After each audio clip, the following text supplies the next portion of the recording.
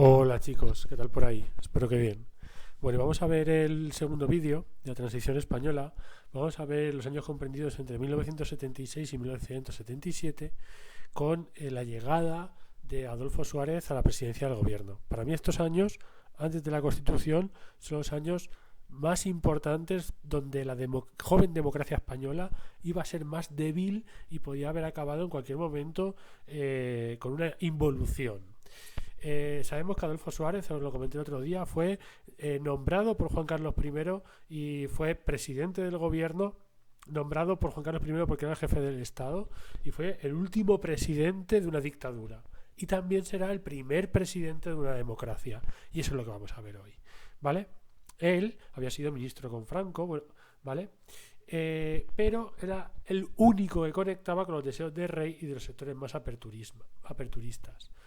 Rey destituye a Arias Navarro y nombra a Adolfo Suárez, que es el que tiene que llevar a cabo este proceso democrático. Bueno, la policía recibe órdenes de ser menos contundente en la represión de manifestantes, se inician contactos con la oposición y se declara la primera amnistía, con lo cual ya se ve que el talante de Adolfo Suárez va a ser muy distinto del talante que había tenido a cabo Arias Navarro. Arias Navarro no era el hombre de llevar a cabo ese proceso legal de desmantelamiento de la dictadura, pero Adolfo Suárez sí lo fue. ¿Vale? Adolfo Suárez nombra su primer gobierno con gente joven y bastante formada, ¿vale? Incluso deja fuera a los reformistas más mayores como Manuel Fraga, que no participó del gobierno, y nombra estos reformistas, bueno, vienen de los reformistas azules o de la dictadura, más los democristianos. Los más famosos tal vez sean Marcelino Oreja y Leopoldo Calvo Sotelo, que junto con el propio Adolfo Suárez forman un gobierno, este primer gobierno que tiene que desmantelar la dictadura. ¿Cómo lo lleva a cabo? Con un proyecto. El proyecto se llamó la Ley de Reforma Política. Proclamaba la democracia como forma de gobierno, preveía la transformación de unas cortes franquistas en, ¿os acordáis? Donde los diputados eran procuradores, en un sistema parlamentario bicameral con un Congreso y un Senado elegidos por sufragio universal, y anunciaba unas elecciones con libertad de participación. ¿Vale? Bueno, pues en este documento lo primero que dice, ¿vale?, es que la soberanía reside en el pueblo, que va a haber unas elecciones generales, una amplia amnistía, que la ley para la reforma política va a ser aprobada por referéndum y estas cortes bicamerales donde el Congreso va a tener 350 diputados igual que ahora. Por tanto, nuestro Congreso es heredero, ¿no?, de este primer Congreso democrático, y el Senado en aquel momento solamente 204. Pensad que en aquel momento todavía no existen las comunidades autónomas, claro. Y lo más importante, este documento abolía las instituciones creadas por las leyes fundamentales. Por tanto, sustituía el sistema legal del franquismo. Hay que hablar muchas cosas. Por ejemplo, república o monarquía. No hubo un referéndum hacia la república o la monarquía. Eso no se ha hecho en España. Hubo encuestas y las encuestas decían que la mayoría de españoles querían una república. Entonces, como Adolfo Suárez no estaba de acuerdo, coló en el proyecto para la reforma política la palabra rey, la palabra monarquía. Y al colarla y luego someterlo a referéndum, la gente abogaba por un sistema democrático monárquico. Si votabas que no, que era lo que quería el búnker y lo que quería la extrema derecha, ibas a crear un sistema dictatorial. Por lo tanto, él vincula la monarquía a el sistema democrático. Y la gente votó que sí, pero votó que sí a la monarquía o votó que sí a la democracia. Esa es la gran clave. En España se decidió por no dejar al pueblo decidir si quería un sistema parlamentario republicano o parlamentario monárquico. Bueno, ¿por qué tuvo mucho éxito? Bueno, pues el apoyo del rey, presión de la opinión pública, importantes sectores franquistas y de la Iglesia prefirieron esta opción, muchas potencias como Estados Unidos o Alemania apoyaron el proceso y Suárez ofreció cosas al búnker, como no pedir responsabilidades sino legalizar el Partido Comunista.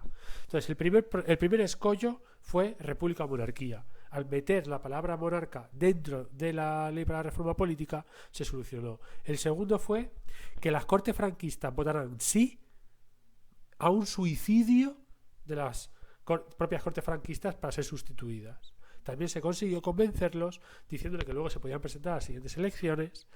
Y lo último, convencer al ejército. El ejército puso las siguientes condiciones: tenía que haber monarquía, lo tenían; unidad de España, nada de segregación o independentismo, lo consiguieron; no responsabilidad de nadie en el ejército durante el franquismo, también lo consiguieron; y la no legalización de partidos revolucionarios como el Partido Comunista. Bueno, pues Suárez se entrevista con el ejército, les promete todo eso y lo consiguen. Bueno, pues en ese momento, aunque la oposición defendía la abstención, el referéndum, la mayoría de personas votaron que sí. Yo creo que ese 94% de españoles que votaron que sí, una mayoría aplastante a la ley de reforma política, demostraba a las claras que España sobre todo quería democracia. Vale que se mitigó, se vinculó el elegir república o monarquía. Seguramente el ejército en estos momentos no hubiera apoyado un sistema republicano, pero sí estaba todo el mundo de acuerdo en que queríamos democracia. Y eso es lo que la lectura de ese documento. Bueno, en este contexto empiezan las fuerzas más lejanas a la democracia, tanto por la izquierda, terrorismo de izquierda, como podéis ver ahí, ETA y Grapo, y terrorismo de extrema derecha, liderado por el Búnker, que quieren causar el caos. Sobre todo el Búnker. ¿Por qué quiere causar el caos? Porque si hay ruido de sables, como hubo en el 36, os acordaréis, con el asesinato del teniente Castillo de Calvo Sotelo, si hay ruido de sables, obligan al ejército a intervenir. Y por tanto, volvemos a la situación de julio del 36. Bueno, pues una semana, que nos recordará a la Semana Trágica de Barcelona, aunque no tiene nada que ver, que la prensa lo tituló Los 7 días de enero. En esos 7 días de enero se lleva a cabo, sobre todo en la matanza de Atocha, que la tenéis ahí, donde entra en un despacho de abogados unas personas pertenecientes o mandadas por la extrema derecha y matan a todos los que había allí. Bueno, le disparan a todos los que había allí, a los 9 abogados, bueno, 8 abogados y un conserje, y mataron a 5 de los abogados en el momento. Los otros quedaron muy mal heridos. Ante eso, también hay terrorismo de izquierdas y parece ese ruido de sables que en cualquier momento puede estallar la intervención del ejército. La clave estuvo en que el Partido Comunista, que entonces todavía era ilegal, y la población en general llevó a cabo una manifestación silenciosa.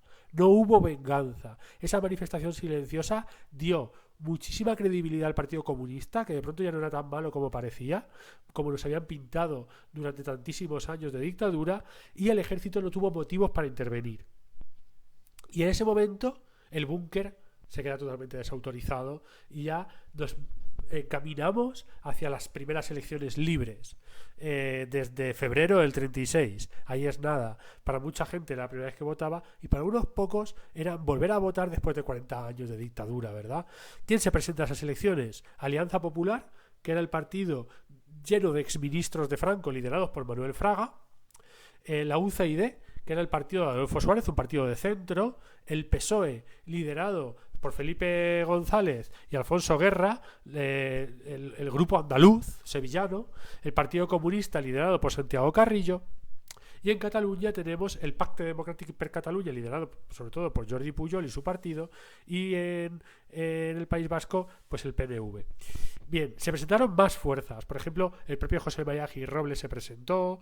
También se presentó la extrema derecha del Búnker y la Falange en un partido llamado Alianza Nacional 18 de Julio, ¿vale? Pero ahí tenéis los partidos principales. ¿Y cuál va a ser la clave? La clave va a estar la legalización del Partido Comunista. Incumpliendo lo que le han dicho al ejército, había que contar con todos. Adolfo Suárez lo legaliza, utiliza una artimaña, lo legaliza el Sábado Santo en medio de las vacaciones de Semana Santa para que quedara la cosa más diluida, y finalmente el Partido Comunista se puede presentar a las elecciones.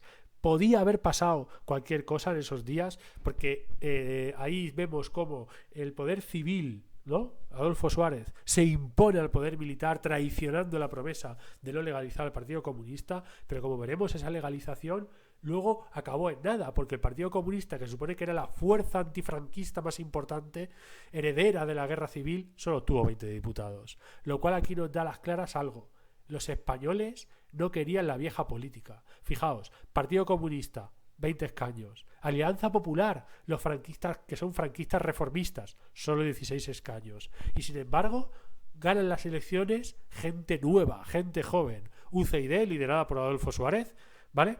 Y el PSOE, el partido de los jóvenes, Felipe González y Alfonso Guerra. Los españoles aquí se ve a las claras que no quieren la vieja política, quieren nueva política, quieren gente joven, quieren olvidar la guerra civil. Nada que tenga que ver con enfrentamiento. Evidentemente, ni Gil Robles ni Alianza Nacional 18 de julio obtuvieron ningún diputado. El resto se fueron para los autonomistas. Por lo tanto, Adolfo Suárez será el último presidente dictatorial de la dictadura y el primero democrático elegido por el pueblo. No tuvo mayoría absoluta, le faltaron 10 diputados, pero se ve perfectamente cómo se orquesta todo esto. Algunas cositas más que os comento. Exiliada que viene, Dolores Ibarruri, la pasionaria, viene de Moscú a España. Don Juan de Borbón cede sus derechos a su hijo Juan Carlos I. Y Torcuato Fernández Miranda se dimite y se quita de en medio, porque piensa que su función ha acabado. Evidentemente, Torcuato Fernández Miranda estaba allí escribiendo la ley para la reforma política, que es prácticamente él el que la lleva, el que la escribe junto, si queréis, con Adolfo Suárez. Por tanto, él piensa que ha terminado su labor. Fueron momentos brutales, un cambio radical para la sociedad, podían en cualquier momento virar hacia cualquier lado, pero España, o mejor dicho, los españoles, dieron un puñetazo en la mesa y dijeron: no queremos vieja política, no queremos volver a la guerra civil, queremos gente joven y sobre todo posiciones no extremistas, ¿vale? Ni siquiera el gran batacazo se los lleva el Partido Comunista y la Alianza Popular. Ni siquiera los más reformistas dentro del franquismo obtuvieron una representación como ellos pensaban. O sea, aquí hay dos grandes derrotados: el comunismo y el franquismo. Bueno, de estos días de tantos cambios, os invito a que preguntéis en casa a vuestros padres. La mayoría de ellos pues eran jóvenes en aquel momento, a vuestros abuelos, sobre aquellos días, porque en casa os van a dar muchísima información y la verdad es que fueron unos días apasionantes de la historia de nuestro país. Bueno, mañana empezaremos la Constitución del 78, que al final es lo más importante, digamos, del tema. Venga, chicos, hasta mañana.